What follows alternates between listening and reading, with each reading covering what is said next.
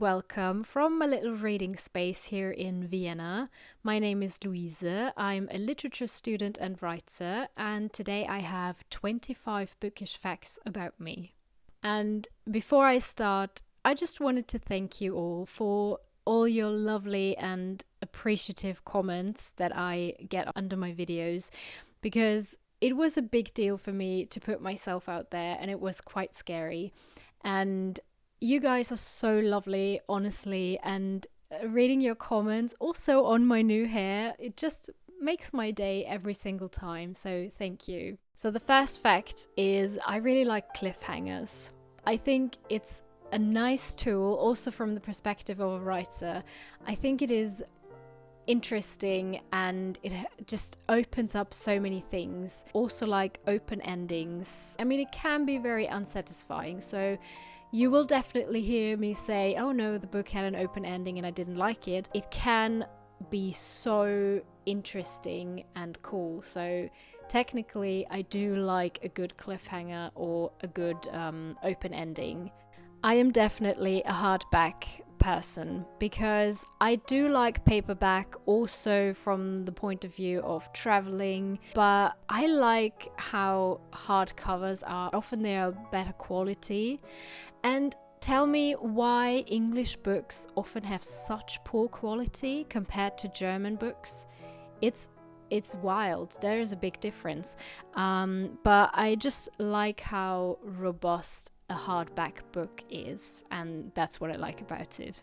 This leads me to two other things. So you probably could have guessed it already. I love hardback books because you can't damage them as easily, and I'm someone who does not break the spine of a book, and I don't really have a problem with other people doing whatever they do with their books. That's fine, but for my books that I buy myself, I just like when they look really, really new. This is another thing that I really like to buy new books.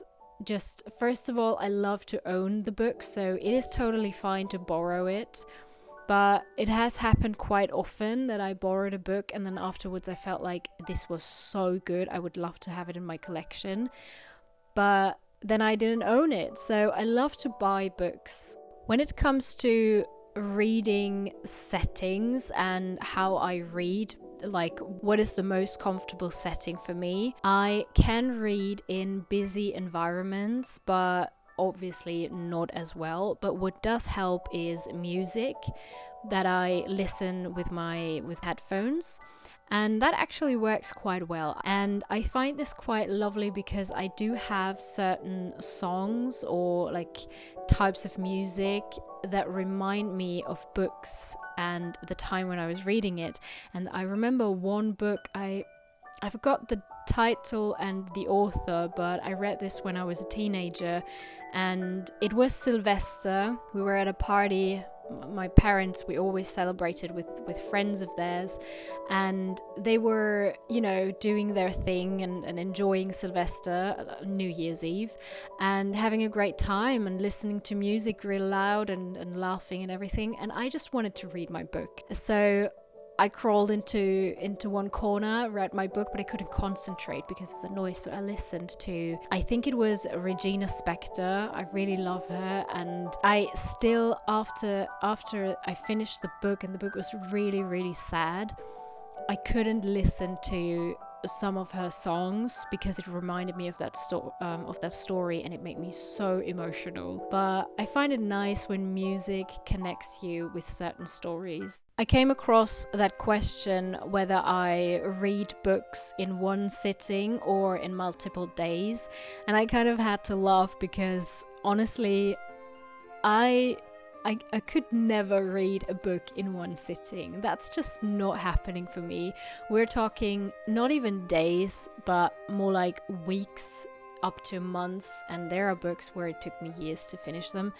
I am an extremely slow reader. I also kind of celebrate reading a book in the way that I don't want it to be finished, but I'm just generally a very slow reader. It has always been like that. I hated that about myself, and it sometimes stresses me out so much, especially with long reading lists for university. I try to embrace it and just not overthink it, because it actually doesn't really matter. I already mentioned school. The next fact is also about school, because I used to write my own stories during classes. I still remember in high school there were some classes that I just wasn't interested in, or I didn't like the way they were taught. Especially, I remember history classes. I love history. I almost wanted to study history, but then I went with literature. But my history teacher just wasn't that great, or I just didn't enjoy it. And we would have those big blocks of tables together, so there were like those table islands kind of over the classroom, and it made it really easy to do something else, because the teacher just didn't really see what you were doing. And yeah, I would just sit there and write my own little stories. I think I never read during class. I didn't bring my books to class, but I wrote my own stories, and I was writing on a novel with a classmate. It was something about a matriarchy or something. We had some crazy ideas back then, but we never finished it. When I said I don't like breaking the spine of my book, when I was younger, I took this quite far, to a point that was a little bit much, because I got this book and it was new. Somehow in my pocket, we went on a trip, and in my pocket it kind of got a little bit damaged. I was so mad that I didn't want to read the book, and I actually didn't read it at that point. I put it aside because it made me so emotional. It was a big deal back then, so I didn't read it. And then months later, I started reading it, and it became one of my favorite books back in the days. My favorite time to read books are obviously holidays, summer holidays, but especially Christmas holidays. This is connected with so many beautiful memories. Like, we celebrate Christmas on the 24th of December, and then waking up on the 25th, the Christmas tree is up, our sofa in front of the Christmas tree, and I would just wake up, go downstairs, my parents making breakfast, and I would just sit down on the sofa in front of the Christmas tree, started reading, and then I would just sit there for the whole day, and I would just read. I absolutely love winter season and Christmas season. It's just, I can't even say how much I love it. It's connected with so many beautiful memories for me. I came up with a lot of fond memories from my childhood, because the next fact is we have this little library in the town I grew up in, and it was like a safe space for me. At first, my mum would go there with me, and when I was older, I just went there on my own. And now I would describe it as me time, or like self-care or something.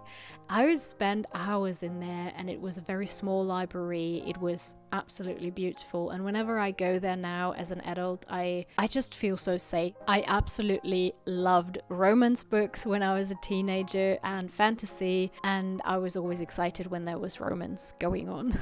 To be honest, I haven't read a lot of classics for a very long time. I was struggling with it because, as I said, I'm a very slow reader, and sometimes at university I just can't make the full reading list. I just try to navigate through this whole jungle of books that you should have read. At the same time, I feel like this pressure is absolutely unnecessary, but I also want to talk about those books, and I want to read them, and I want to have the knowledge and be able to make my own mind of whether I like them or not.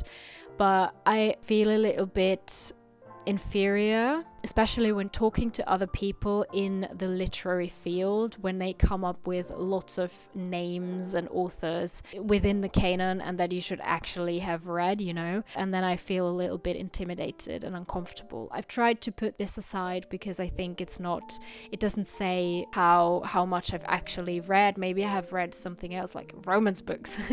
But no, I know that I've read a lot and that my knowledge of books is good, but I always feel like there is this gap between other people who just seem to inhale books within a few minutes. Maybe some of you can relate and you can share your experience in the comments. This also relates to the fact that I'm a slow reader because I often put books aside a few pages before they end.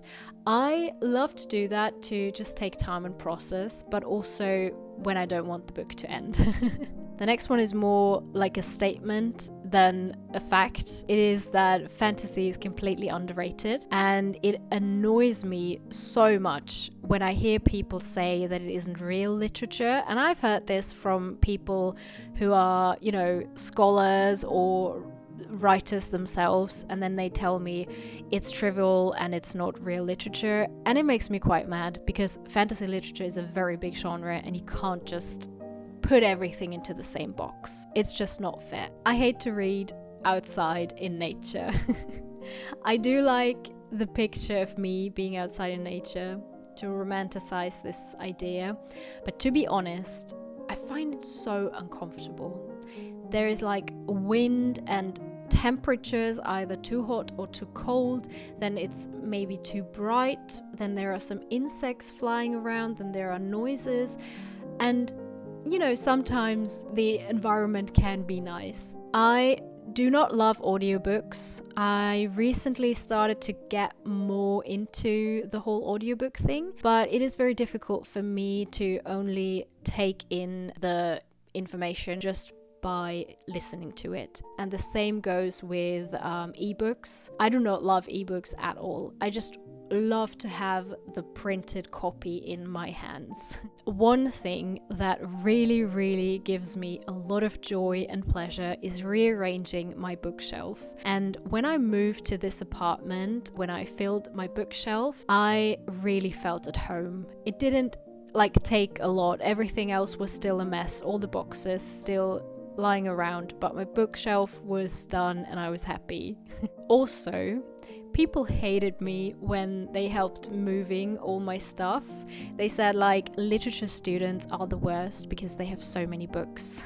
I didn't even have all my books here. I left a few at my parents' place, all my childhood books, which was a mistake because there was a big flood and it flooded our whole basement, which was quite devastating and sad, and all my children's books are gone, unfortunately. When I was a kid, I used to read books before I could actually read. I think that's something that a lot of kids do, to just look at the pictures and then tell a story, but I would also write before I could actually write, just my fantasy writing, and then I would sit down and tell a story that I made up.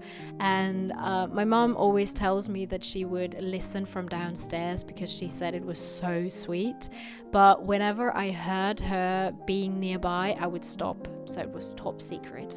Reading is also the only time where I like to be on stage. I love to read to people, also my own texts. So if you're interested in that, I made a little vlog 2 weeks ago, I believe. I read some of my texts in the literature house in Salzburg on a stage, and it was really nice. So you can watch that video maybe later if you're interested. And yeah, that is the only time that I like to be on a stage. Everything else is absolutely horrible.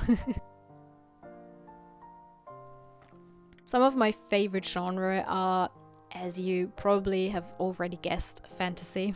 I also love, what's it called in English? Magical realism, but I only recently found out that this is like a genre and that this is the name for it. But I think I do enjoy that, as well as gothic novels. That's also pretty cool. Historical fiction, pretty nice. I like to write historical fictions myself. And short stories, always pretty nice. I think it's very underrated, but I do have a few collections with short stories, and it's just a very different way of reading. I like it a lot. There are also a lot of texts from after Second World War and exile literature that I'm very interested in. I had a few courses at university about this. And the next fact is that I read a lot of Austrian literature and a lot of Scandinavian literature due to my studies. So for the last fact, I have some authors authors that I really love and where I hope to read a little bit more. First, it's Margaret Atwood. I read Alias Grace and I found this so incredibly good. I also watched the series. I actually watched the series first and then read the book.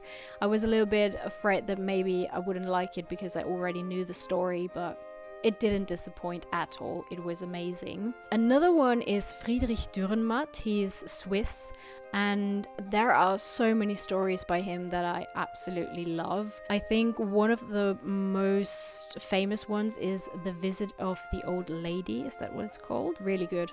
Highly recommend. Then there is Stefan Zweig. I think I've mentioned him before. He is an Austrian author who had to flee to Brazil during the Second World War because he was Jewish, and I absolutely love his work, and I might even write my master thesis about him, but I'm not 100% sure. There is another topic that I also really love, and I haven't decided yet, so we'll see.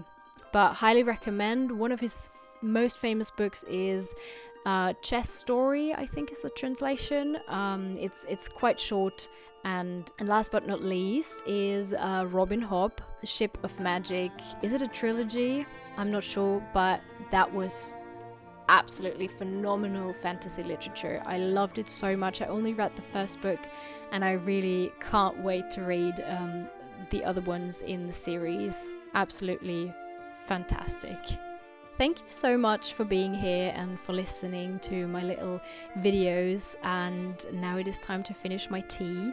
I hope you have a lovely day and I'll see you next time. Goodbye!